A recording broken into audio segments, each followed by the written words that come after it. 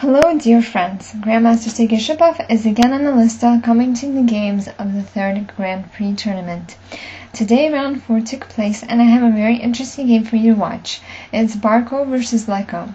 You already see the first move on the board, so let's take a look at what happened.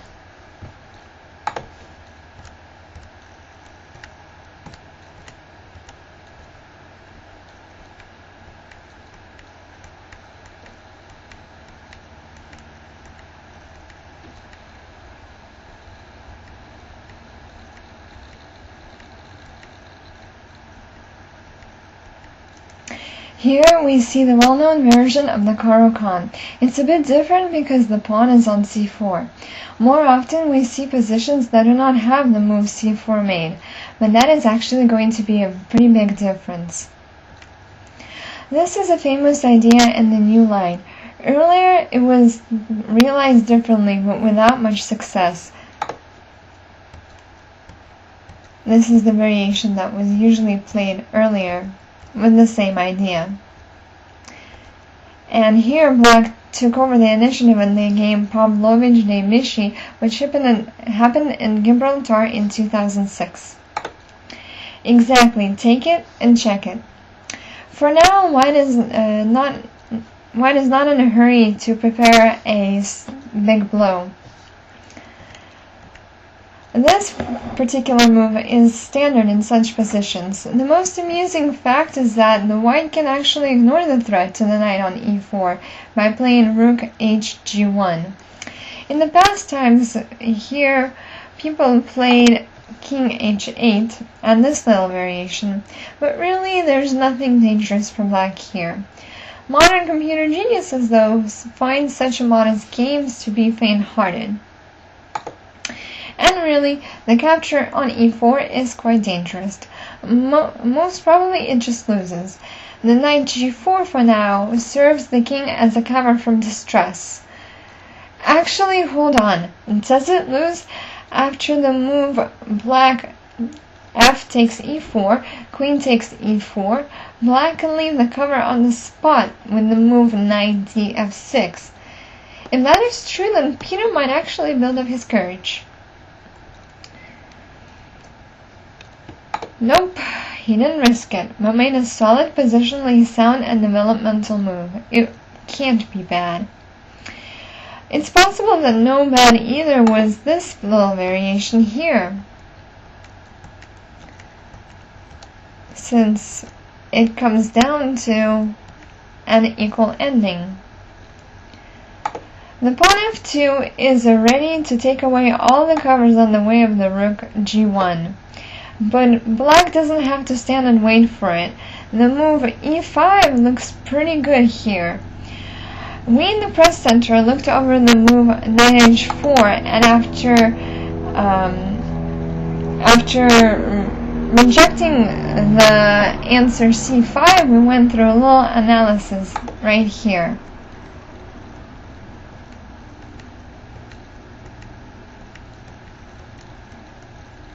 And White doesn't get full compensation for the exchange.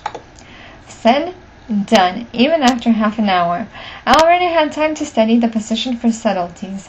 Black almost has a won position, but to prove that, Leko must make a few very strong moves, which is not easy with the time, believe me. Etienne is ready to push the support out from under the knight on g4. Playing a little bit simpler. I couldn't find a way to save White after bishop g5. The idea of the move opens up in a beautiful variation right here. And Black get a big material advantage, but not many can calculate that on the board. One very well-known Russian politician could, but I can't really speak for anybody else. This is a correct choice. The opponents find worthy moves with a lot of hard work and are going straight for Tate Knot. Barco has 32 minutes left and Leko has only 21 minutes. The romantic variation bishop g5 and so on has its own disadvantages, such as as you see here, white will give a lot of trouble for the black king down the G vertical. Queen G4 had practical sense, and Rook G4, the reason here is that the person by the name of Peter wouldn't be able to find this variation. Queen E5, straight for the pin. Rook E4. And the fall with the check from the knight d3 makes white's position hopeless.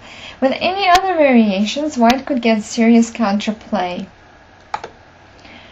An unexplainable decision. Clearly stronger was the sacrifice of the exchange, Rook G5, which is a typical tactic for modern grandmasters. Minimal calculations, maximum comfort. Later was possible something like this. And black get 2 pawns for the exchange and a whole mass of positional advantages. He is obviously better off here. But now white is getting an attack for free, just for nothing. The knight is just beautifully positioned on d3. The square g7 is breaking apart, but is holding on for now. I see how white is going to break it through with a sacrifice of the queen on h7 after h6. After the move queen a5 and this variation, white got somewhat of an advantage in the endgame. This is the first step to the wanted ending. Oh, what a shame! Better in all aspects would have been the move queen e4 and this variation. Look at that. With the idea, king takes h7, mate. That's the end. d3, literally making the opponent to return to the original idea. More perspective looked the move queen b6 with the threat queen a6 with the double attack on a2 and c4, and with the tactical filling, this little guy. Exactly. Too risky is knight takes d3 and this variation, because black pieces are putting a lot of pressure. The threat of the blow to b2 is easy to ward off, since the pawn on f2 really has no real weight. Indeed, the opponent's already playing on the flags. What you know can hurt you. Peter wants to trade queens with the blow queen b2 check. Much stronger is queen takes f2, h6. Greatly played. To king b1 followed the earlier mentioned queen b2 check. Yes, white is sacrificing the queen first and win that way, in the style of old masters. The capturing of the queen leads to the mate by the rook on h8, and in the case of retreat, king fa, bishop b4 finishes the battle. Black resigned, a spectacular ending to a most interesting game. Now, if you watched my earlier video with the little problem, you know how this problem was solved and how white wins in this position. Again, Grandmaster Shipov was with you again today in Elista. We'll see you again tomorrow. Have a good day.